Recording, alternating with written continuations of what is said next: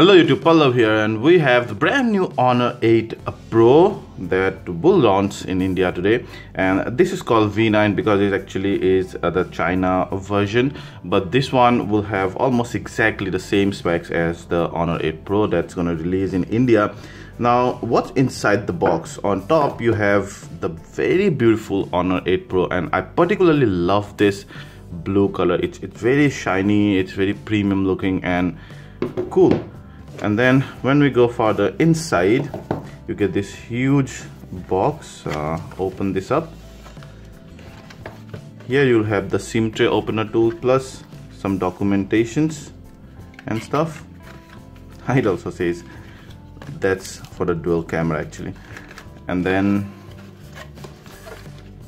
we have the USB-C type cable, and then the flat pin adapter because it's not an Indian unit, and it gives 2 ampere of quick charging. So that's about the content of the box really.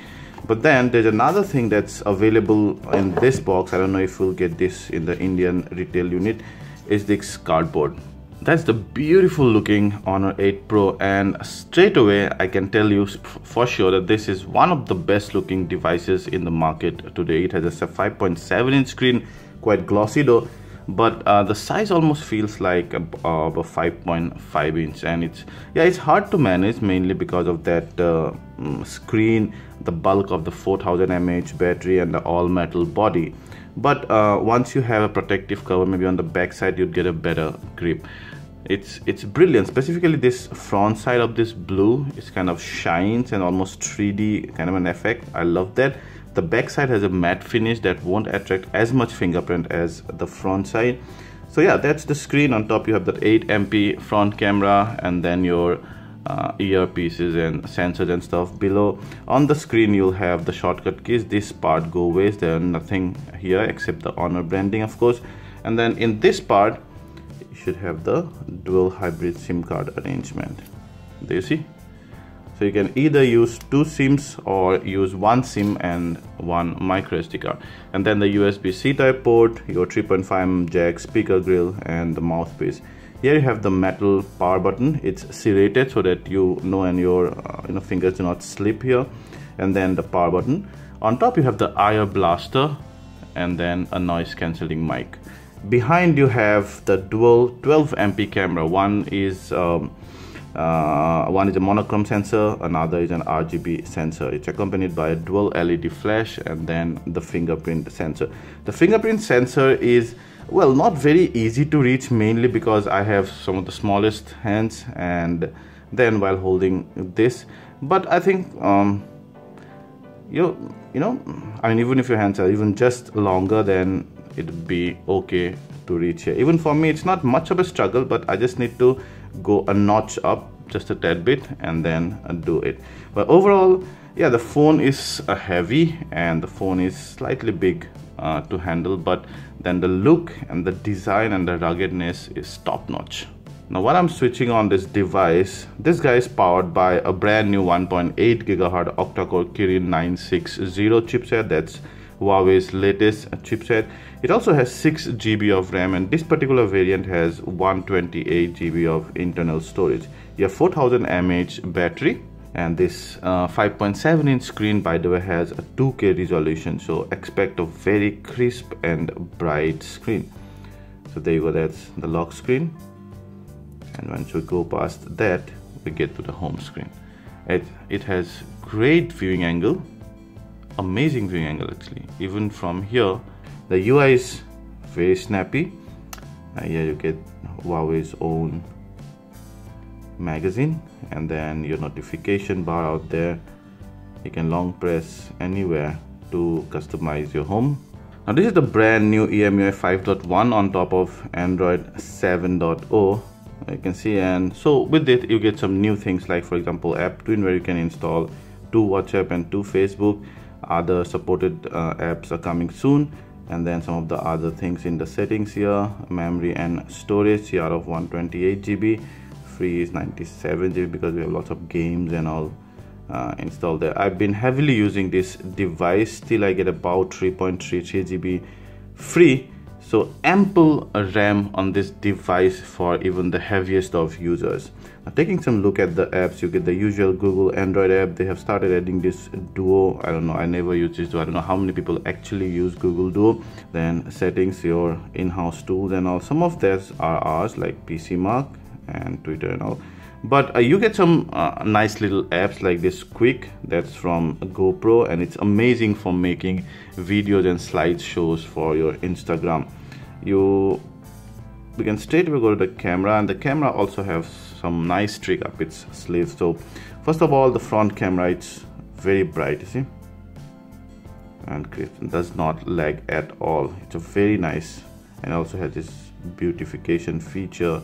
And then you have the screen flash, basically. So whenever I clicked, it detects that it has enough light. I cannot forcefully switch it on. It will be the auto or off, and then you can start recording a video from there.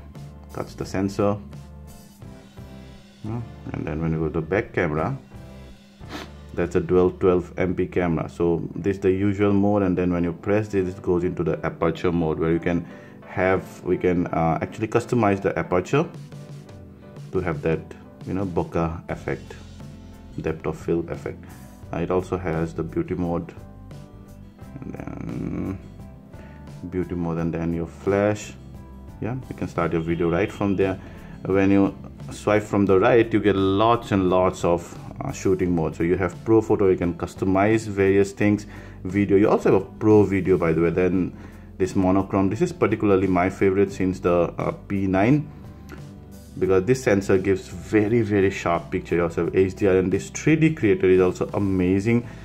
You should try this out. So you can create 3D model of your subject with this, and night shots and whatnot. This way would be your all settings.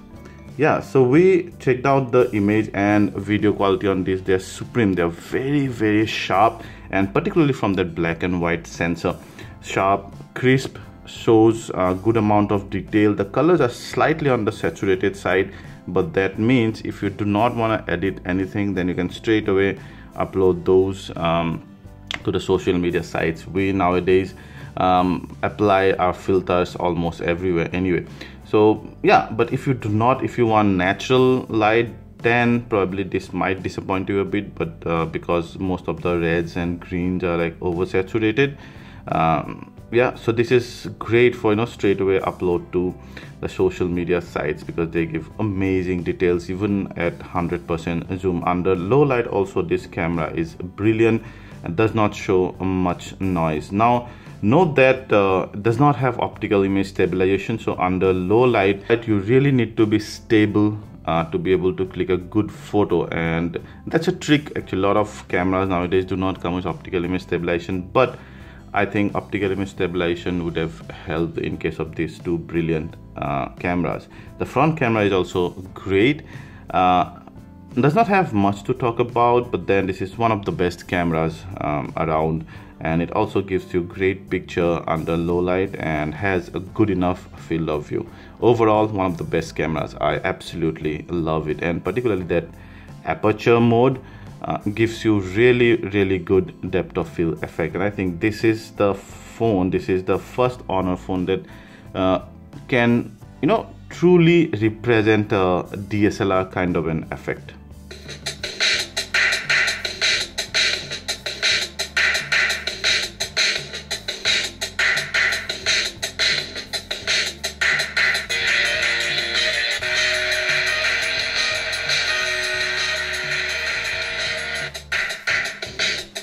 The audio output via speaker is also brilliant. You could see that it is loud enough, maybe not for very crowded places, but for a personal gathering it's loud enough. And it also has proper amount of bass and treble. The bass is not very overboard, and the sound is not crackling as well. But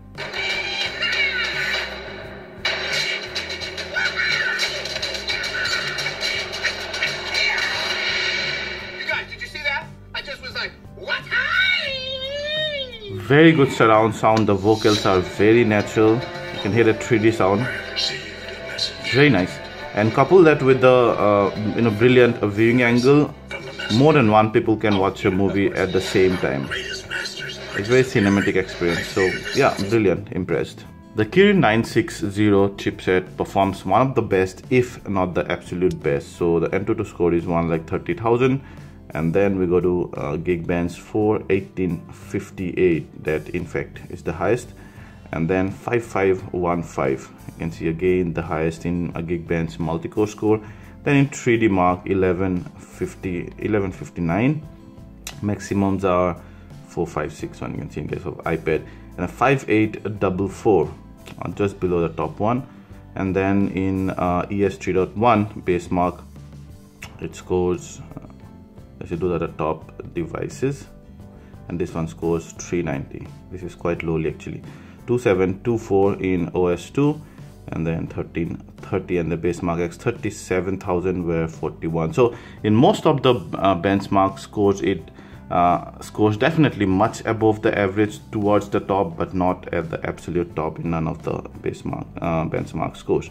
We also have the battery life, which is very decent, 8 hours 9 minutes of screen on time, which means that you can actually use this for the whole day of moderate to heavy usage. Plus it also probably will take you through a few hours in the morning of the next day as well.